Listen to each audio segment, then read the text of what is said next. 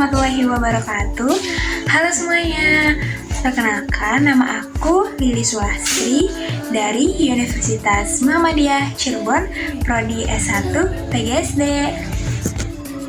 Di vlog kali ini saya ingin menampilkan video observasi tentang kasus bullying, kekerasan seksual, dan diskriminasi yang dilakukan di SDN 1 Selangit. Penasaran ya sama videonya? Yuk langsung ditonton.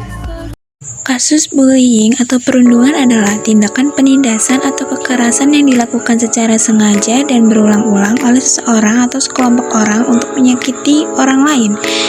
Kekerasan seksual adalah segala tindakan yang dilakukan dengan paksaan untuk mendapatkan tindakan seksual atau tindakan lain yang berkaitan dengan seksualitas seseorang. Dan diskriminasi adalah perilaku tindak adil atau merugikan terhadap seseorang atau sekelompok berdasarkan karakteristik tertentu.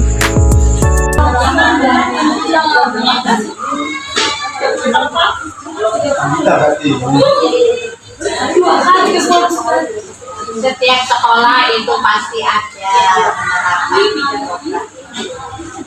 apalagi sekarang itu sekarang ya kalau dari dulu juga di pendidikan itu ada dari zaman saya juga, cuma tidak setenar sekarang ya Pak gitu. Nah rame-rame dulu sekarang ini ya bullying itu ada dua jenis, ada secara fisik, ada verbal. Nah kalau zaman kita dulu kayaknya kebanyakan verbal ya Pak ya, kebanyakan verbal. Sekarang juga kalau kita di kampung-kampung kita yang sering di sini juga yang terjadi itu secara verbal. Kalau secara fisik itu belum pernah kejadian, istilahnya emang belum di sini di satu Selangit belum pernah kalau secara ini. Kalau fisik belum, yang sering itu omongan ya kalau zaman sih ejak-ejakan istilah gitu. Nah bagaimana cara penanggulanginya? Cara penanggulanginya sih ya padahal nasihat ya Pak. Setiap hari kadang-kadang ada lewat nyanyian yang anti itu ya. Nah itu ya itu cara penanggulangan. Kemudian dibekali dengan kelopika atau ngaji bersama itu cara pencegahannya. Kalau sudah kejadian pernah di sini juga terjadi kelas 5 sudah kejadian, karena itu kejadiannya yang tahu itu orang tua dulu, bukan guru-guru, justru guru yang bengong setelah ditegur oleh orang tua waktu itu ya. Nah itu bedanya zaman dulu dengan sekarang beda.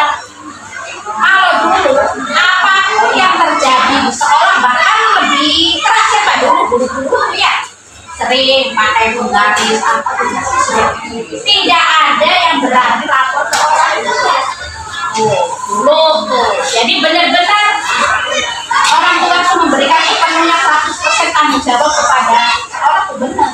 Masalah di sekolah udah tidak mau tahu, terserah gurunya mau diapain apa. Iya, orang tua ngerti guru itu memberikan yang terbaik. Nah, teman-teman, berdasarkan video observasi tadi, dapat disimpulkan bahwa di SDN 1 Selangit telah menetapkan program anti-bullying. Sejak dahulu hingga sekarang pun masih diterapkan loh. Berdasarkan pengalaman yang dirasakan oleh guru yang mengajar di SD tersebut, pada saat mereka masih duduk di bangku SD pada tahun 1985, program anti-bullying sudah diterapkan di SD, akan tetapi kasusnya tidak semarak seperti sekarang ini. Nah, perbedaannya dengan dulu yang sekarang itu, ketika dulu orang tua menitipkan anaknya di sekolah itu 100%. Jadi, orang tua tidak ikut campur ketika anaknya sudah di sekolah dari pagi sampai pulang sekolah. Akan tetapi, kalau sekarang orang tua menitipkan anaknya di sekolah tidak 100%.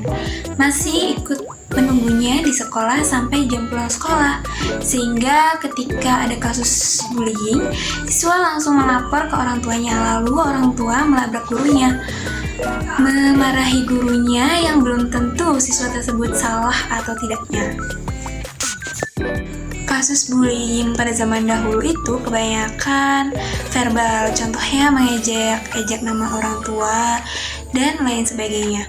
Akan tetapi bisa main fisik ketika siswa tersebut tidak terima diejek-ejek dengan nama orang tuanya.